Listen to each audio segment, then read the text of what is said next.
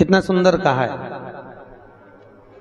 जिस व्यक्ति को ब्लड प्रेशर की बीमारी रहती हो, ऊपर नीचे ब्लड प्रेशर होता रहता हो, तकलीफ भोग रहे हो, बहुत कष्ट में हो, बार बार पसीना आ जाए शरीर पर, कुछ ना करिए, एक लोटा पानी भरो, 7 पत्ती नीम की डाल लो। काय की डालना? नीम, कड़वी नीम, मीठी नीम नहीं, कड़वी नीम। 7 पत्ती नीम की डाल लो और 7 उसमें बेलपत्र डाल लो। जिस व्यक्ति का ब्लड प्रेशर हाई हो, लो हो, उसके कमरे में उसको प्लेट से ढककर रख दीजिए। सुबह स्नान कर कर वही व्यक्ति जिसका ब्लड प्रेशर ऊंचा नीचा होता है, उसको शिव जी को समर्पित करना। शिव को चढ़ाकर उसी का पानी 7 बार उसी स्थान पर ग्रहण कर लेना। व्यक्ति का ब्लड प्रेशर बराबर हो जाता है।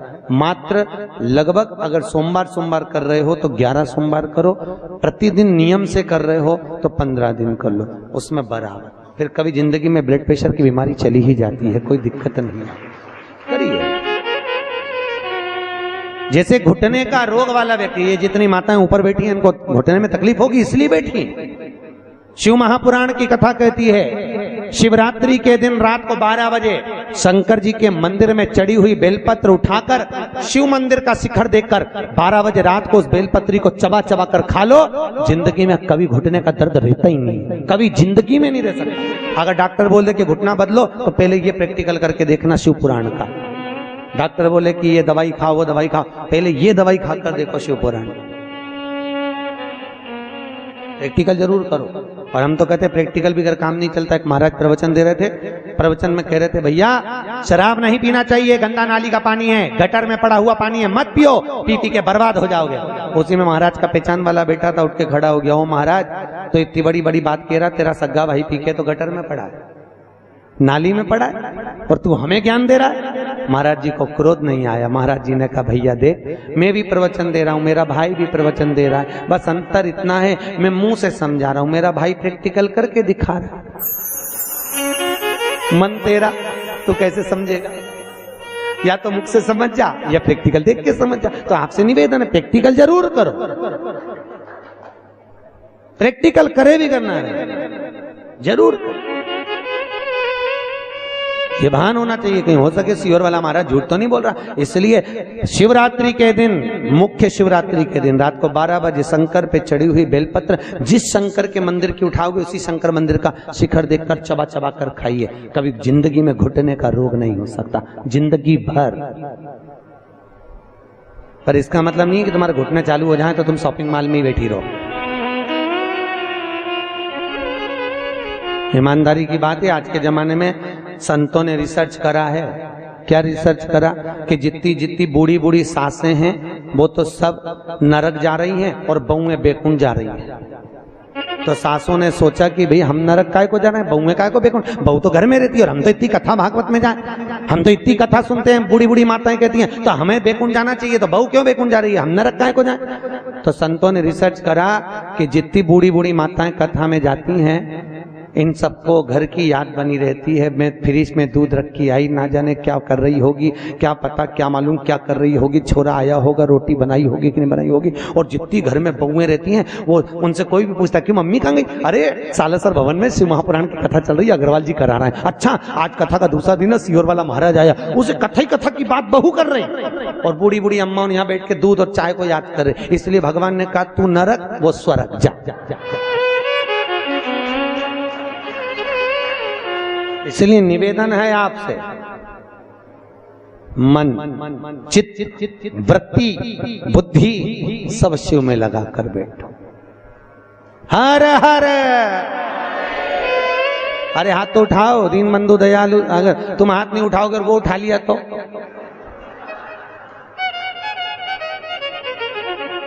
उठाओ जम के। हर हर। बहुत बढ़िया। अब नहीं उठाएगा वो तो हाजिरी भरता है। पहले के जमाने में आप लोगों को तो मालूम होगा, हम तो छोटे थे जब हाजिरी भरते थे, नाम आता था ना, जैसे आप लोग नाम, टीचर नाम बोलते कर लो, यस सर, बस उसी तरह शिव पुराण में हाजिरी भरते रहो। जब जैसी हाजिरी भरोगे भगवान समझेगा झे, नहीं तो भगवान, तूने हाथ नहीं उठाया, भगवान समझे निपट गई, यमराज को भेज दिया ले जा। तो इसलिए हाजिरी भरते रहो। हर हर महादेव। देव का मतलब है देव। हाथ ऊपर जाके ऐसा कर दिया कर, देव, गाड़ी देव, बंगला देव, देव, हर हर महादेव देव। प्रभु करुणा करिए, शिव कर, शिव दयाल, शिव जैसा कोई। अब ब्रह्मा जी के मुख का क्या बना दिया? बट का वृक्ष। शंकर जी की आराधना का केंद्र हो। शिव जी का एक नाम पड़ गया, बटकेश्वर महादेव। क्या नाम पड़ा? बटकेश्वर महादेव। बटकेश्वर।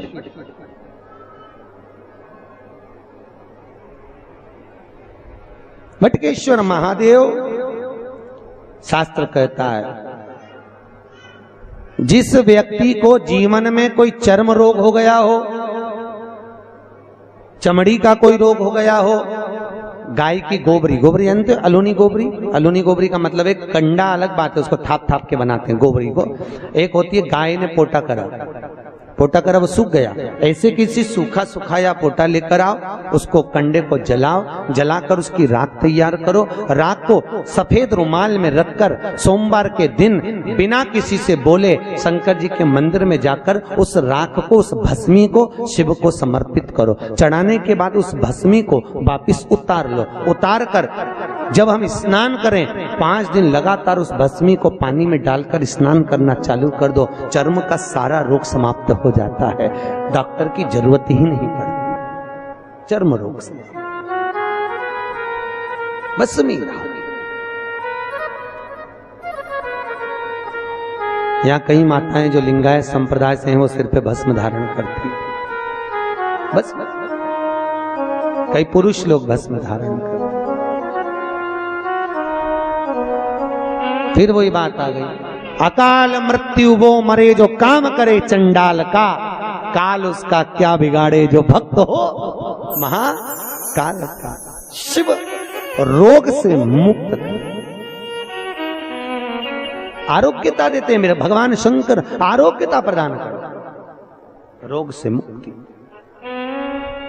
त्र्यंबकम यजामहे सुगंधिम पुष्टिवर्धनम। भगवान रोग से मुक्त कर। समय आया, आगे जो वर्णन आया भगवान शंकर के नयन अश्रु से रुद्राक्ष का वृक्ष उत्पन्न हुआ। क्या उत्पन्न हुआ? रुद्राक्ष।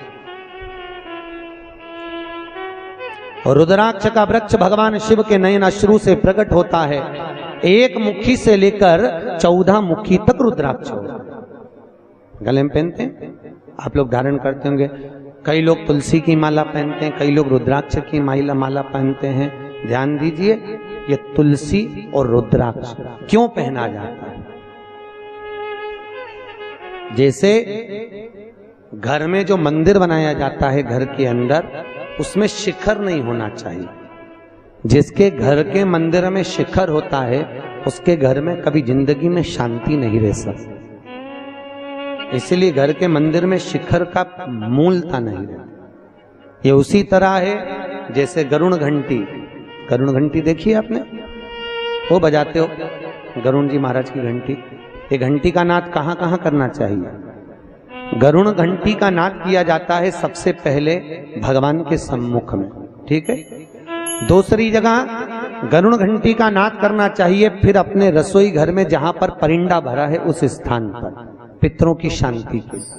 तीसरी जगह जहां पर अपना लक्ष्मी रखते हो, अलमारी तिजोरी, उसके पास में। चौथा घंटी का नाद करना चाहिए दरवाजे के पास में, दरवाजे के अंदर के भाग में। फिर पांचवा, गरुण घंटी को घर के बाहर, घर से दरवाजा लांग कर बाहर खड़े होकर घंटी का नाद किया जाता है। कहते हैं जो ये 5 जगह पर घंटी का नाद करता है उसके घर में कभी संपदा की कमी नहीं होती। इतना गरुण घंटी के नाद की महत्वता हो। और दुनिया के लोग इतने आलसी हैं, बस भगवान की आरती करे तब घंटी बजाए, उसके सिवा धर दे होते। तो मालूम ही नहीं कि घंटी कितनी जगह बजाना चाहिए, घंटी का नाद क्यों करा जाता। गरुड़ घंटी को जैसे घर में रखा हुआ शंख अगर खाली है तो हमारे घर में रखा हुआ शंख अगर खाली रहेगा तो लक्ष्मी आएगी और जाएगी, लक्ष्मी टिकेगी नहीं। इसलिए घर में जिसके घर में छोटा सा भी शंख हो तो उसमें कटोरी में रखकर या कोई स्थान पर कलश पे रखकर उसमें पानी भरना चाहिए। अगर शंख में पानी नहीं है तो घर में लक्ष्मी नहीं, शंख कभी खाली नहीं। 33 करोड़ देवी देवता में केवल एक भगवान शंकर हैं जिनके ऊपर शंख का जल नहीं चढ़ता। केवल एक शिव शंकर के ऊपर शंख का जल नहीं चढ़ता, क्योंकि शंकाचूर राक्षस को भगवान शिव ने मारा था और शंकाचूर राक्षस की हड्डी से शंख जाति का निर्माण हुआ था। इसलिए शंख का जल शिव जी पे नहीं चढ़ता। शास्त्र कहता है जो भूल से भी शंख का जल शंकर को समर्पित कर देता है 1000 ब्राह्मण की हत्या के बराबर उसको दोष लग जाता है। इसलिए शंख का जल शंकर को समर्पित नहीं।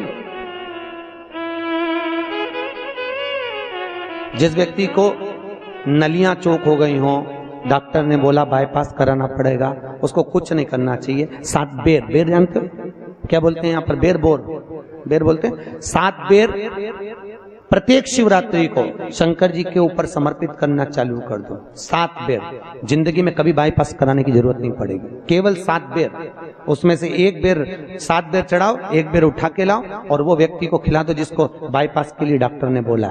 फिर दूसरी बार चेक करवाना, वो खुद कह देगा कि बाईपास की जरूरत ही नहीं है, नाड़ियां क्लीन है एकदम। अटैक की बीमारी नहीं होती, हार्ट अटैक नहीं आता उस व्यक्ति को जिसने प्रत्येक हर महीने की शिवरात्रि पर 7 बेर शिव को समर्पित करना चालू कर दिया। उसको कभी अटैक नहीं आ सकती, हार्ट अटैक की बीमारी नहीं। हमारा शिव दयालु